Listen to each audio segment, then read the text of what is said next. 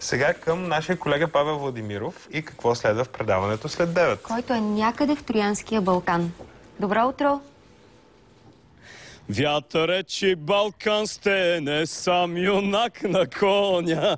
Да ви кажа, доста се качва адреналина на такова животно. Това е коня гепард, който между другото е печелил в Унгария едно много интересно състезание, 80 км преход. След 9 часа тук ще си говорим за една много интересна дисциплина Endurance. Намираме се в Троянския Балкан, село Дебнево, едно от най-красивите кътчета на България. Не преувеличавам, ще разберете защо. В нашето включване шейхът на Дубай си купува коне именно от тук. По-точно неговия син. Надявам се само да не се изправя на задни крака, уважаеми зрители, защото не съм подготвен за такова нещо. И отвътре под лъжичката леко ме стяга. Христо ще каже нещо умно сега. Абсолютно съм убеден. Вие останете с новите на Нова телевизия и после ще ви срещнем тук с две състезателки. Много готини момичета, които препускат по баирите и чукарите не само на България, а по света и у нас. Само след 9 часа в Здравей България. Сега отиваме пак към Христо и Мира. И вижте колко съм добър. Добре, благодарим на Павел Владимиров, който се надяваме да слезе от коня, за да не падне. Който поема щафетата на кон, така че ще бъде интересно. Останете с нас.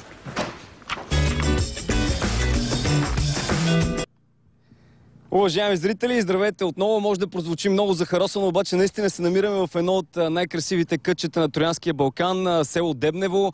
Само след малко ще си говорим за това, защо един син на дубайски шейх реши да си купи коне именно от тук. Ще разберем подробности за дисциплината Endurance, което значи издържливост. Тези прекрасни момичета ще ни разкажат, заедно с тези прекрасни коне за тях, ще ни разкажат за тази дисциплина. Това са Женина Иванова и Ружа Неткова, които са състезателки на клуб Буцефал, който се помещава тук в село Дебнево. Те имат вече много призови класирания по света у нас. Добро утро, момичета. Много са хубави тия животни. Да ни кажете как се казват, да ни ги представите. Това е гепард, който аз яхнах, между другото, нали така? Това е гепард. 8 годишен англо-арабски кон. А това е? Това е запета. На 6 години. Запета като запетая, само че... Да, или запета като за 6. На 6 години. Има ли някаква граница, в която трябва да се състезават конете възрастова, примерно? Има начална възраст от 5 години. По-млад това не може да бъде. Горна възраст няма. А каква е породата на запета? Тя е шагия от България, произведена е в Кабилк, българския конезавод. Да. Доколко е важно името за един кон? Защото сега винаги конете обикновено ги кръщават Буцефал, нали, Помпей с такова име на победител. Може ли примерно да го кръстим Методи или Митио? Някой кон? Важно ли е името? Всеки може да си кръсти коня както си иска, но няма такава зависимост между името на коня и победите. Даже първо идва името, то се кръщава още когато се роди. А победите вече са според заслугите. Добре, това е една от поляните, на които вие много често тренирате. Как започва една тренировка? Доколко знам, с загрявка имаме една така интересна снимка. Може да ни покажете как загряват кончетата преди да започне самата тренировка? А какви са тези неща отпред всъщност на краката им? Това са гамаши, като протектори. Защото тук е слабо място на коня и трябва да се пази да не се нарани. Така, Ружа, какво правиш в момента? В момента разтягам предните му крака, за да усетим колика. Колко време трябва да работиш с един кон, за да ти дава така да се държи с него? Защото все пак това е едно огромно животно, сигурно има някаква опасност. С такъв кон започва още от самото му раждане, с галене, с присъствие само до него и след това на 3 години, 4 започваме с работа от ръка, от земя, с слагане на седло и лека по лека се опитваме да се качим без някакви допълнителни инциденти. Вие не сте като пилоти от Формула 1, макар че и те разбират, нали, от моторите и двигателите на самите кони, но вие се грижите за коня, не само се качвате на него и се състезавате. Грижим се изцяло, ние сме постоянно с тях, почти 24 часа. И започваме много постепенно, за да изпитват и те самите голямо удоволствие от работата. Добре, може ли сега да видим една кратка тренировка, докато с нея си поговорим за самата екипировка?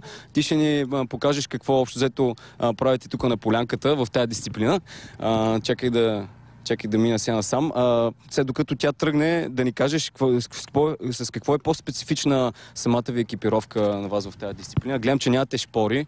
Доколко знам, това е най-хуманната дисциплина. Защо е така? Да, коня трябва да иска самичък да върви, иначе не трябва да се кара на сила. Нямам шпори, просто екипировката трябва да бъде възможно най-удобна за коня, тъй като изминаваме големи дистанции. и не трябва по никакъв начин да се чувства неудобно или да му причинява някаква болка. Защото коня минава постоянно на ветеринарни прегледи.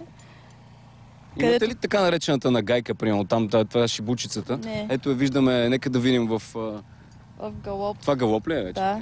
Колко е красиво обаче самото движение. Нямаме такива допълнителни средства за...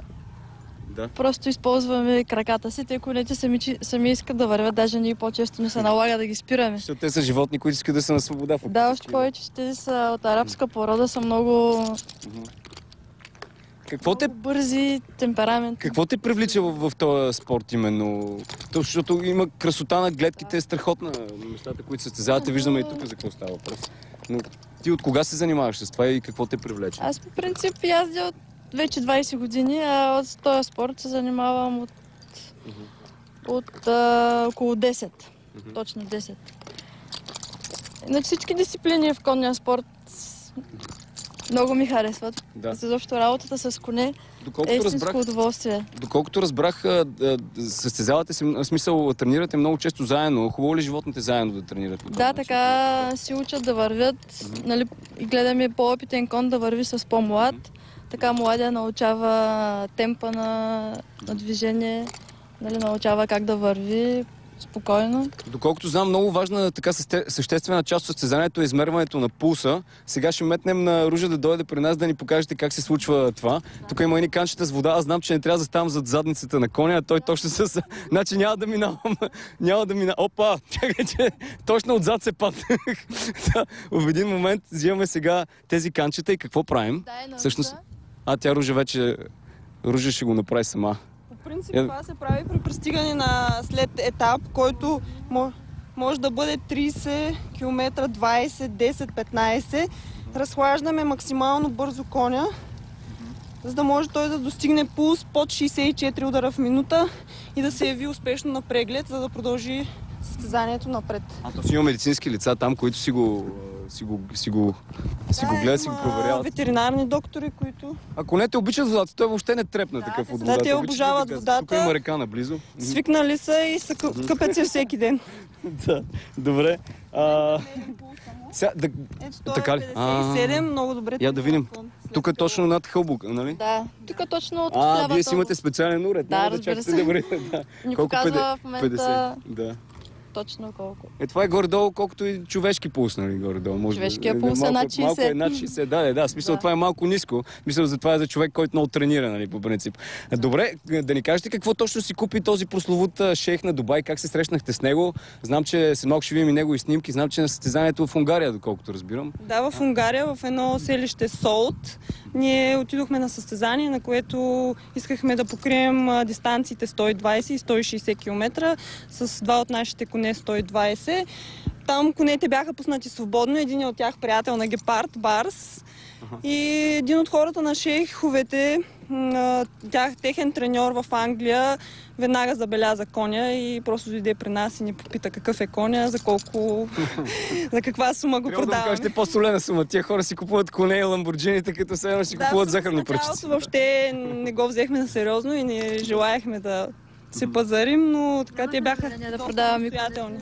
Как се разделихте с такова животно? Колко време бяхте работили с този кон Барс? Всъщност? Трудно. Барс е от 6-месечен при нас в клуба. Добре, не е ли наистина странно? Арабин, това са хората, които, така се каже, отглеждат най-скъпите и най-страхотните коне в света, да си купи кон именно от българска школа или български клуб. Така. Не е странно, те имат око за добрите коне и тях не ги интересува от коя държава. Добре, надявам се, че сте му взели много добра цена, между другото.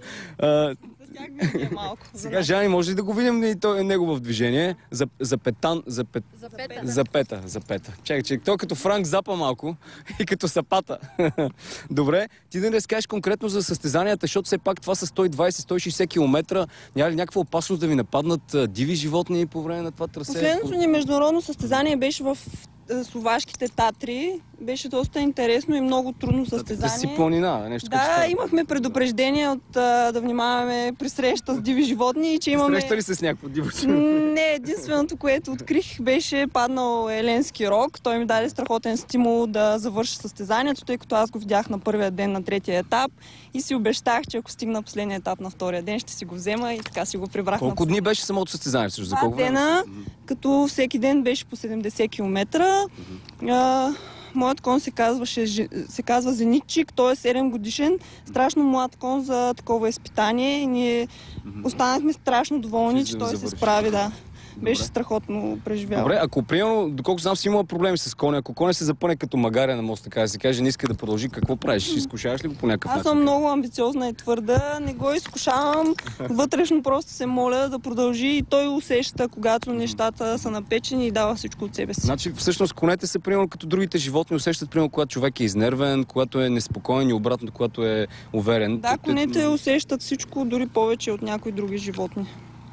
Винаги разбират нашето вътрешно състояние и колкото по-спокоен си и концентриран върху задачата си, той също го прави. С какво ги храните, освен с зоб? Имат ли някакви неща, които обичат? Знам, че ябълки обичат. Има ли нещо? Ябълки, моркове. Моркови, те получават страшно много допълнителни специални лакомства. От Италия имат специални купчета, които представляват сплеска на люцерна, с различни тревни смески. Страшно много я обичат и тя им дава много енергия по време на състезания. Като някакви протеинова диета, хапчета на билкова основа, едва ли не. Да се грижим за тях.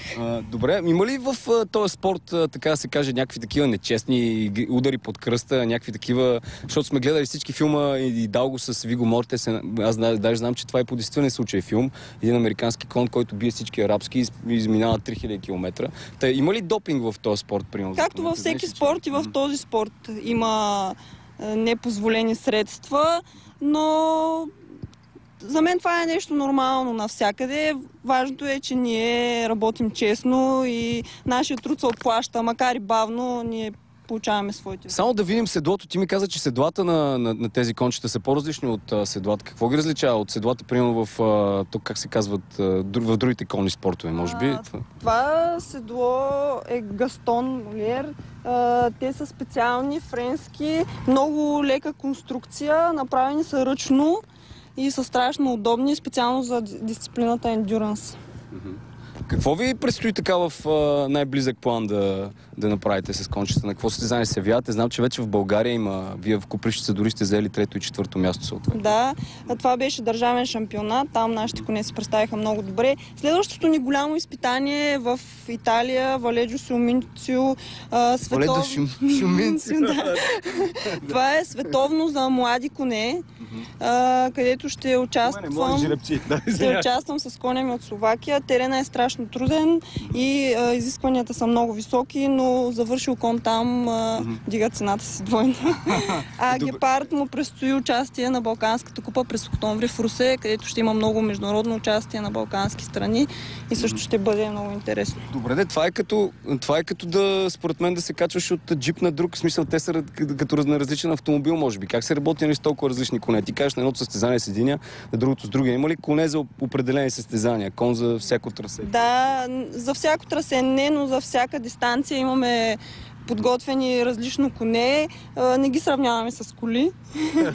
Да. Аз ги сравнявам. Това е тъпо аматьорско сравнение. Много се извинявам на всички любители на конния спорт, които разбират доста повече от мен, нали? Всички професионалисти. Но наистина има разлика. Ние ги познаваме темперамента им и се напасваме към тях. Ние към тях, не те към нас. Всеки не може да участва. Аз знам, че има състезания за аматьори, за любители, не само за професионалисти. Дисциплината Endurance точно за това е много интересна, защото там може и като любител с подходящ кон да участваш и съответно да започнеш от 30 км и покривайки квалификациите да стигнеш и до международно участие. Какви са така най-важните първи неща, които един човек, който много харесва, примерно конете като животни, може би аз, защото като се качих съвсем друго изглежда отгоре всичко, които трябва да знае?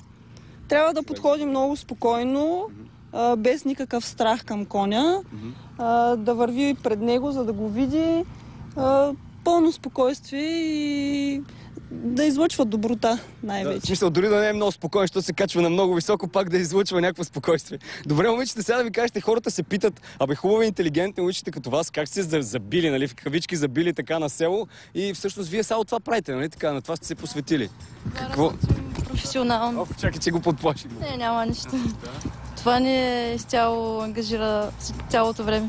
Добре. Аз искрено ви се възхищавам и наистина тук мястото е страхотно. Посетете Дебнево, още повече, че уважаеми зрители сега са направили много готин път насам. Сега момичета ще ни кажат довиждане с тези кончета. Ние ви пожелаем приятен ден. Надяваме се, че сме ви заредили така с хубаво настроение. Посетете тук Троян, Априлци и региона. Момичета, на вас ви желая късмет, ние да не се обръщаме много към дупетата на конете. Искаме и палци на следващите състезания. Беше ни драго. Чао!